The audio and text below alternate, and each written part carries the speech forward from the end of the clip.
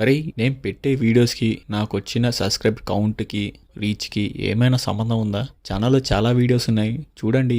Movies గురించి discussion ఉన్నాయి, reviews ఉన్నాయి. సో మరిన్ని కంటెంట్ కావాలంటే సబ్స్క్రైబ్ చేయండి. నేను కూడా చాలా వీడియోస్ చేద్దాం అనుకున్నా కానీ రీచ్ సరిగ్గా లేదు. సో మెల్లమెల్లగా వీడియోస్ అప్లోడ్ చేస్తున్నా. అట్లీస్ట్ కొన్ని వీడియోస్ అయినా పుష్ అవుతాయని. Here is the movie of war 2 Netflix లో స్ట్రీమ్ అవుతుంది. ఎట్లుంది మా మూవీ? నీ ఒపీనియన్ చెప్పంటే ఒక శక్తి, ఒక దమ్ము, ఒక దేవర, ఈ మూడు మిక్స్ చేసినా ఇట్లాంటి అవుట్పుట్ రాదనమాట. మూవీ గురించి డిస్కస్ చేసే ముందు ఒక పాయింట్ చెప్దాం అనుకున్నాను. మూవీ ప్రీ రిలీజ్ ఈవెంట్ లో మన ప్రొడ్యూసర్ అయిన నాగవంశి గారు ఒక మాట అన్నారు. బాలీవుడ్ కన్నా ఒక ₹1 మనం టాలీవుడ్ లో తీసుకొచ్చి కలెక్షన్స్ ఎన్టీఆర్ గారికి చూపించాలి అన్నారు. అది మీ అందరి బాధ్యత అని చెప్పారు. నాకు అర్థం కాలేదు. ఒక మూవీ అనేది ఒక ఎంటర్టైన్మెంట్ మీడియా లాంటిది. మూవీ కాకపోతే యూట్యూబ్ లో వేరే వీడియో చూసుకుంటారు, కామెడీ చూసుకుంటారు. ఎనీ ఎంటర్టైన్మెంట్ మీడియా అనేది ఆడియన్స్ చాయిస్. వాళ్ళు చూస్తారా చూడరా అనేది వాళ్ళ చాయిస్. కానీ ఫ్యాన్స్ ని ఒక రాంగ్ ఇన్ఫ్లుయెన్స్ చేసి బాధ్యతలు, బరువులు అని రుద్ది ఆడియన్స్ ని పిచ్చోలు చేయడం ఎంతవరకు కరెక్ట్ నాకైతే అర్థం కాలేదు. ఆడియన్స్ నచ్చితే మూవీ చూస్తారు, లేకపోతే చూడరు. మీరు చేసిన ఫేక్ ప్రామిసెస్ని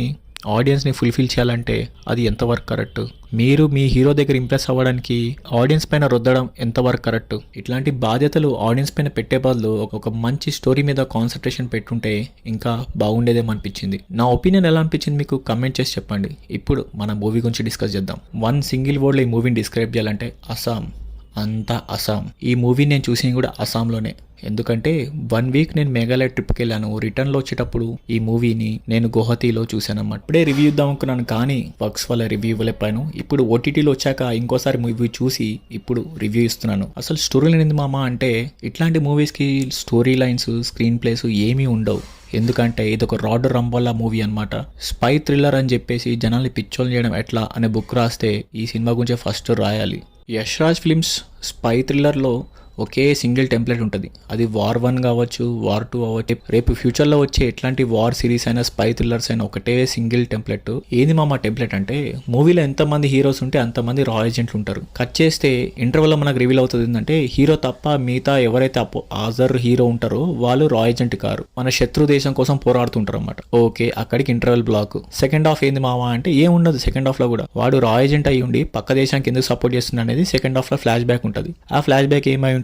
ఐదర్ వాళ్ళ ఫ్యామిలీ మెంబర్స్ అని చంపేస్తారు, లేకపోతే ఇలా గర్ల్ ఫ్రెండ్ చంపేస్తారు, లేకపోతే ఏదో సిల్లీ పాయింట్ పెట్టేసి వీడు దానికోసం కోపం పెట్టుకుంటారు. పోనీ తెలిసి చంపారా రా ఏజెంట్లే? కాదు, వాళ్ళేదో తెలియకుండా చంపేస్తారు. పాపం వీడికి తెలియదు, వీళ్ళేమో చెప్పారు. వాడు నెగిటివ్ అయిపోతాడు. నెగిటివ్ అయిపోయి మన పైన రివర్స్ అటాక్ చేస్తుంటాడు. క్లైమాక్స్ లో వాడిని వేసేస్తారు, లేకపోతే మంచోని చేసేస్తారు. వాడిని ఇంకో ఈ సిరీస్ లో వాడుకోవడానికి ఏదో ట్రై చేస్తుంటారు. ఓవరాల్గా ఇదే రాడ్ రంబోలా టెంప్లెట్. పాపం ఎన్టీఆర్ ఫ్యాన్స్ తలుచుకుంటే నాకు బాధేస్తుంది మామ. దేవరైనా కొంచెం బెటర్ అనిపించింది కదరా వార్ 2 కన్నా.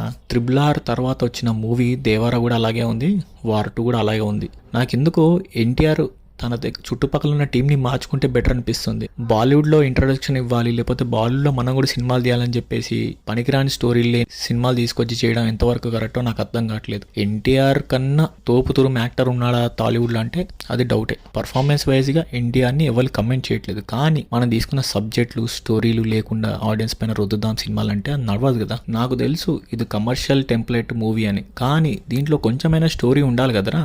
స్టోరీ లేకుండా యాక్షన్ సీక్వెన్స్ తో పెట్టి ఆడియన్స్ ని మభ్య పెట్టేద్దామంటే ఎంతవరకు కరెక్టో నాకైతే అర్థం కాలేదు. మనందరూ తెలుసు రితిక్ రోషన్ కి మాసివ్ బాడీ ఉంటుంది. తన యాక్షన్ సీక్వెన్స్, డాన్స్ కొంచెం మేనేజ్ చేయొచ్చు, పర్లేదు. కానీ ఎన్టీఆర్ని తీసుకున్నప్పుడు ఎన్టీఆర్కి ఉన్న స్టైల్ని మ్యాచ్ చేస్తూ తనకున్న యాక్షన్ పర్ఫార్మెన్స్ని మనం తీసుకొని స్టోరీ కానీ యాక్షన్ సీక్వెన్స్లు కానీ బిల్డప్ చేయాలి. ఓకే, రితిక్ రోషన్కి బాడీ ఉంది, అక్కడ ఎలివేట్ చేయడానికి చాలా స్కోప్ ఉంది. కానీ ఎన్టీఆర్ ఈ మూవీలో లుక్ కొంచెం డిఫరెంట్గా ఉంది. అలాంటప్పుడు నాకేమనిపించింది అంటే ఒక యాటిట్యూడ్తో పెట్టి కొంచెమైన స్టోరీని కవరప్ చేయొచ్చేమో అనిపించింది. జస్ట్ లైక్ ద టెంపర్ మూవీలో దయాల్ క్యారెక్టర్ చాలా ఇన్నోవేటివ్గా, కొత్తగా అనిపించింది. అట్లాంటి బిహేవియర్, యాటిట్యూడ్తో ఒక క్యారెక్టర్ని డిజైన్ చేసుకుంటే ఇంకొంచెం ఎంగేజింగ్ ఉంటుందేమో అనిపించింది. అసలు యాక్చువల్ మూవీలో మెయిన్ కాన్ఫ్లిక్టే అసలు పాయింట్లెస్ కాన్ఫ్లిక్ట్ అనిపించింది. అసలు ఎన్టీఆర్ నెగిటివ్ ఎందుకు అయ్యాడనే పాయింటే అసలు పాయింట్లెస్. అది మనోడు యాక్చువల్గా రా ఏజెంట్ అయిపోయాడు. రా ఏజెంట్ అయిపోయినా కానీ ఈ దేశం నాకు ఏమి ఇవ్వలేదు, ఈ దేశంని నాకు ఏమి ఇచ్చింది, నేనే గ్రేటు, మళ్ళీ అది చెప్తా ఉంటాడు. అరే నువ్వు రా ఏజెంట్ అయిపోయావు కదరా, చిన్నప్పుడు నేను సెలెక్ట్ చేయలేదు కరెక్టే, తర్వాత నువ్వు ఇప్పుడు రా ఏజెంట్ అయ్యావు కదా, ఇప్పుడు నిన్ను దేశం రికగ్నైజ్ చేసిందనే కదా, నీ ఎఫర్ట్స్ లేకపోతే ఎవరు రికగ్నైజ్ చేయడు. సరే నువ్వు రా ఏజెంట్ అయిపోయినా కానీ నెగిటివ్ షేడ్ ఎందుకు పెట్టుకున్నాడో అసలు అర్థం కాలేదు. So NTR flash back story అంతా నాకు పాయింట్లెస్ అనిపించింది. అయినా కమర్షియల్ మూవీ ఎంత కమర్షియల్ మూవీ అయినా పాయింట్లెస్ లేకుండా స్టోరీ స్క్రీన్ ప్లే ఎంతసేపు ఎంగేజ్ చేస్తారు. ఆ యాక్షన్ సీక్వెన్స్ పెట్టి ఆ ట్రైన్ సీక్వెన్స్, ఆ ఫ్లైట్ సీక్వెన్స్ ఏముంది సినిమాలో. క్లైమాక్స్ అయితే మరీ ఘోరం. ఎన్టీఆర్కే షర్ట్లెస్ చేయలేము, ఎందుకంటే లీన్ బాడీ మజిల్ తీసుకున్నారు కాబట్టి. రితిక్ రోషన్కి ఏమో మ్యాసివ్ బాడీ ఉంది. ఇక స్నో పెట్టేసినారు, స్నోలో చల్లిగా ఉంటుంది కాబట్టి షర్ట్లు ఇప్పడానికి అవ్వదు. అక్కడ ఇద్దరు షర్ట్లు వేసుకొని ఫైట్ చేస్తుంటారు.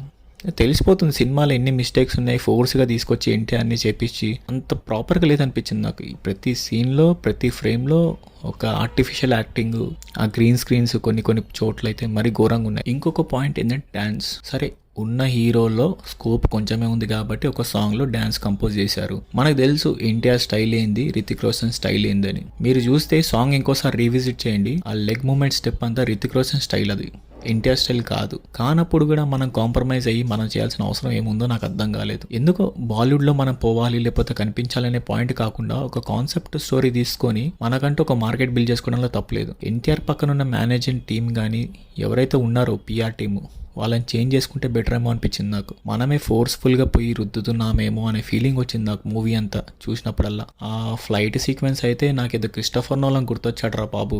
రీక్రియేట్ చేయాలనుకున్నారు కరెక్టే, కానీ అది యాప్ట్గా ఉండాలి కదా. ఆ విండ్ ఫోర్స్కి ఆ ఫైట్ సీక్వెన్స్కి ఏమైనా సంబంధం ఉందా? అసలు మూవీ గురించి ఏం మాట్లాడదామన్నా నాకేం అర్థం కావట్లేదు. ఒక సీక్వెన్స్లో ట్రైన్ సీక్వెన్స్లో అందరిని కాపాడతాడు ఎన్టీఆర్, మళ్ళీ ఇంకొక సీక్వెన్స్లో అదే ఫ్లైట్లో వాళ్ళందరిని చంపేస్తాడు. పాయింట్లెస్. ఏదో యాక్షన్ సీక్వెన్స్ పెట్టేసి స్టోరీ లేకుండా ఎంతసేపు నడిపించాలి? ఆడియన్స్కైనా కొంచెమైనా బోరింగ్ కొడుతుంది కదా. సో నాకు హ్యూజ్ రెస్పెక్ట్ ఉండే ఆర్ఎన్ ముఖర్జీ పైన, నాకు హ్యూజ్ రెస్పెక్ట్ ఉండే. ఎందుకంటే బ్రహ్మాస్త్ర లాంటి మూవీ తీసినాడు, వార్ 2 లాంటి సిల్లీ మూవీస్ ఎందుకు తీస్తున్నాడు నాకు అర్థం కాలేదు. ఈ మూవీలో హీరోయిన్ అయితే సాంగ్స్ కోసమే వచ్చి వెళ్ళిపోయినట్టు అనిపించింది నాకు. తన రోల్ అంత ఇంపాక్ట్గా లేదు, ఏమీ లేదు. టైం పాస్ రోల్స్ అనమాట. సినిమా మొత్తం టైం పాసే. అసలు హీరోయిన్ గురించి ఏంది, మనం ఏ క్యారెక్టర్ ముత్తుకున్నా ఆ క్యారెక్టర్ టైం పాస్ క్యారెక్టర్ అనమాట. ఓవరాల్గా చెప్పాలంటే ఒక రాడు రంబోలా మూవీ ఇది. దీనికన్నా మనం దేవరా చూడొచ్చు, లేకపోతే శక్తి ఇంకోసారి రీవిజిట్ చేసుకోవడం బెటర్ అనిపించింది నాకు. So very disappointed with the performance and screen presence of NTR and Hrithik Roshan. Light తీసుకోవడం బెటర్ అని ఆయన చూడాలనుకుంటే ఇట్స్ అప్ టు యూ అనమాట.